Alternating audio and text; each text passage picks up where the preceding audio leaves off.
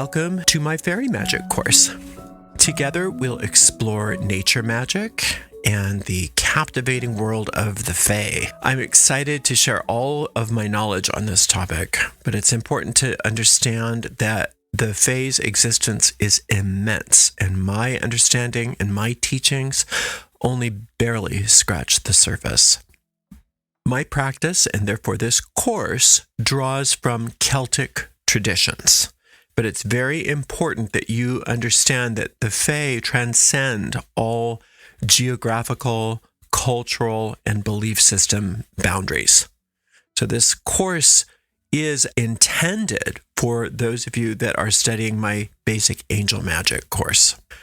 That's because the fairies' energies can be very potent and unpredictable and downright dangerous at times. So it's essential that you exercise caution when interacting with them.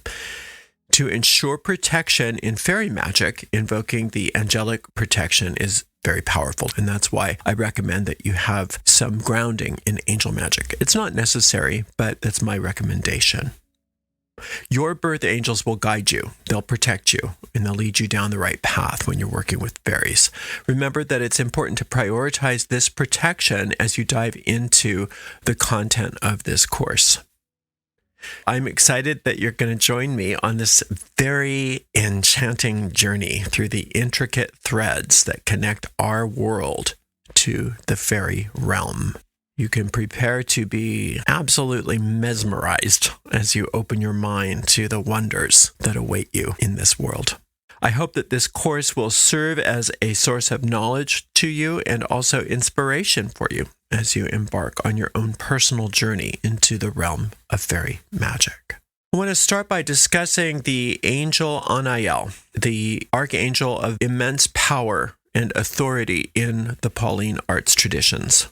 She has immense influence over the planet Venus, and thus the signs of Taurus and Libra. It's essential to remember that angels are not gendered. So I say she when I refer to Anael, and it's just a traditional pronoun, but it doesn't imply any kind of physical gender. Angel Anael is also known as the angel of the Fae, and she's praised for her tireless commitment to promoting divine love. Her divine influence extends to fostering deep bonds of affection between human beings and animals. Those include our pets and also our service animals that help us every day. Nature's beauty is attributed to the fairies, and those are magical beings who've got profound connection to the natural world. And Anael is the angel who is seen as the queen of the fairies in many of those ancient legends about the fairies. So whenever you think of the good fairy, the fairy queen, or the fairy king as well, it's hinting toward this force that we call Anael. She's the angel of beauty. She's the angel of adornment. She has got a divine relationship with these very mystical creatures. Like I said, legends and ancient tales that depict the fairy queen or the fairy king are depicting Anael's power. And she is said to have created the fairies to aid in the healing and protecting of our planet, imbuing them with ethereal beauty and grace. The Creator trusted her entirely with this task. So if you want to experience the magic of nature and tap into Angel Anael's powerful energy, then fairy magic is an excellent way to start to do that. By embracing this ancient occult art, you can establish a deep, abiding connection with the unseen realms and immerse yourself in those whimsical essences of the fairies. Remember that we always approach this practice with extreme caution and respect because fairies have both a positive and negative side. But by embracing the very alluring power of fairy magic with an open heart and pure intention, you can unlock and unchain your true potential and discover limitless possibilities within you as a creative being and as somebody who is also very connected to the natural realm yourself. This course is going to take you on a journey to explore the magical world of the fairies, often called fairyland. And as you immerse yourself in the realm of fairy magic, you will discover their mystical connection with all of humanity. So I want you to allow this enchanting energy of fairy magic to guide you as you explore the wonders of the natural world and wake up to your potential as a magical being as well. The word fairy, as I spell it in this course, Faerie, has French roots. And that word replaced the word elf in England during the Tudor era. Fairies are very different from the Victorian fairy tales. They're associated with a mystical realm where magic flows through every aspect of their existence, turning the ordinary into the extraordinary. The veil between the physical and the supernatural is extremely thin in the realm of the fairy. And people can catch a glimpse of this enchanting world when they are in natural settings. Ancient angel legends describe how archangels created patterns and archetypes for all living creatures on the earth. These patterns hold the promise of interconnectedness, maintaining a very delicate balance inside the natural world. The archetypes exist in the upper astral plane and were discovered by the very first priests and magicians. The archangels guide individuals on their journey to their true wills, their true natures, and their true destinies. The fairies were entrusted by the archangel Anael to infuse charm and elegance into the earthly realm.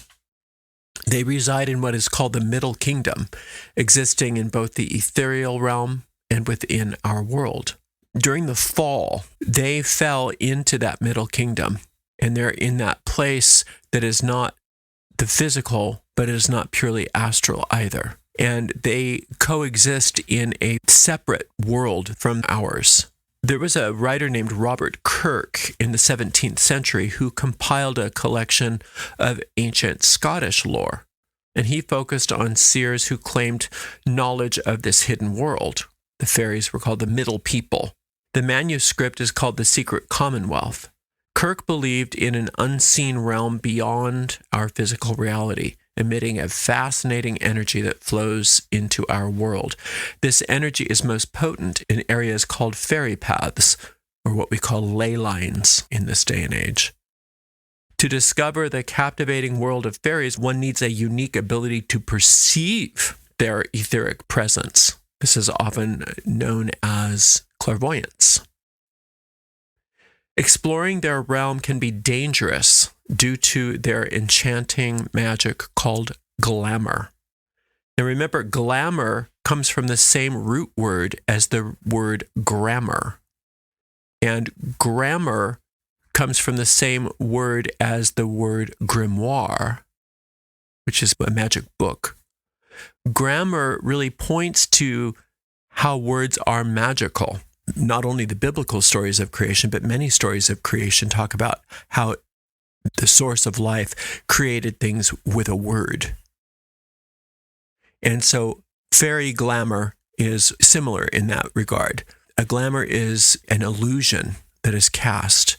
Now that can be a wonderful thing because it can make things nicer than they appear to be, but it can also lead us into deception.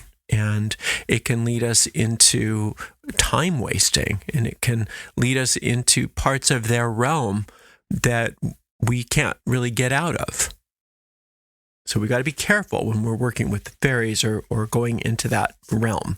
If you have honed your astral projection skills, navigating the realm of the fairy becomes much more seamless and easy for you. And if you're doing so with the protection of your angels, then you have a completely different experience ahead of you than somebody who's just chancing upon the fairy realm.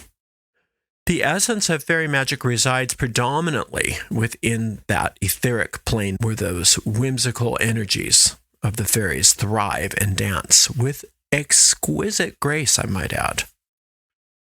By harnessing your astral projection skills, you can embrace the wonders of fairy magic much more effortlessly. So it's a good idea to have some skill in astral projection before doing this work.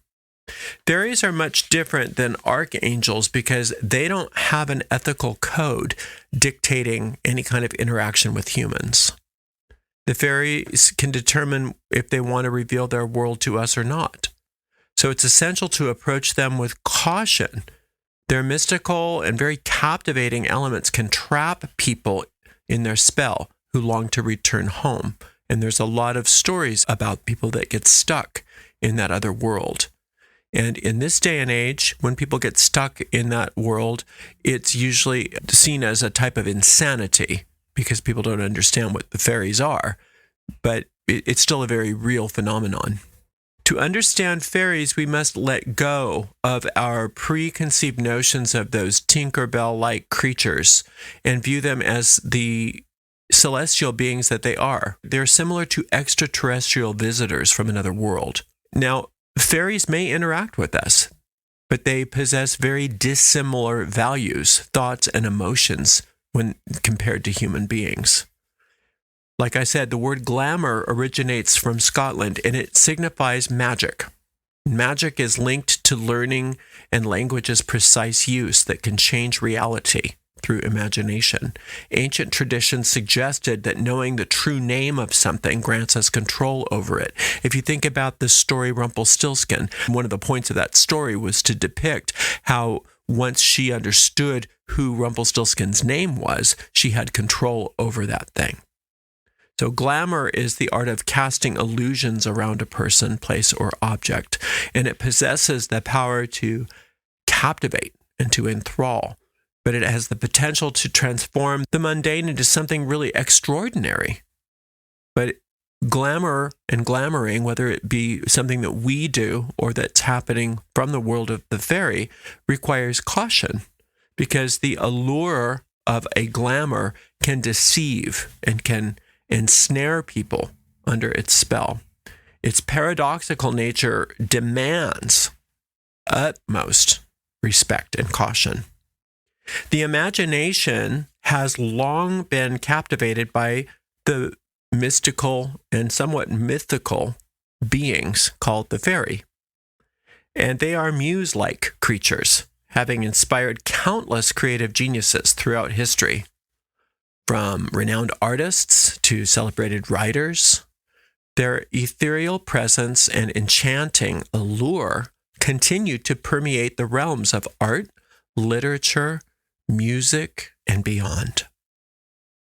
Fairies possess otherworldly beauty and ethereal grace that embodies the very essence of magic itself.